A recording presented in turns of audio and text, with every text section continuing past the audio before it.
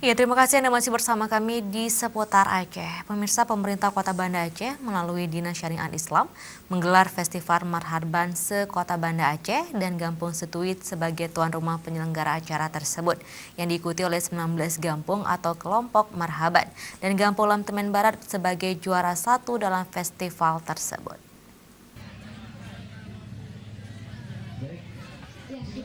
Selama 2 hari, penampilan peserta cukup maksimal. 19 grup Marhaban masing-masing gampung menampilkan kebolehan mereka di atas panggung.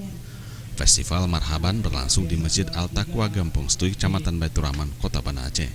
Dari 90 gampung, hanya diikuti oleh 19 gampung. Dari hasil penampilan grup Marhaban, Gampung Lamtemen Barat, Kecamatan Jaya Baru meraih juara pertama.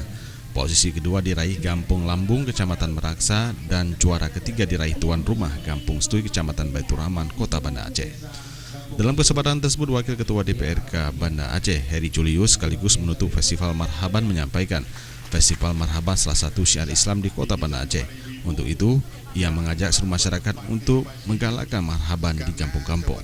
Dan kedepannya DPRK akan mendorong pemerintah kota dan Dinas Islam agar memasukkan Festival Marhaban menjadi kegiatan tahunan, sehingga kelompok pengajian gampung khususnya para ibu-ibu dapat selalu berpartisipasi dalam acara seperti ini.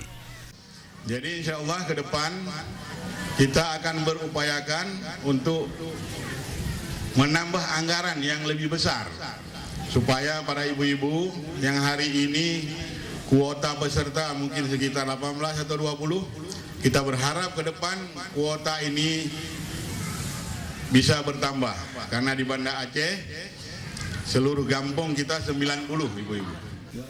Setiap pemenang baik juara pertama dan 3 mendapatkan uang pembinaan diserahkan kepada masing-masing juara maupun juara harapan.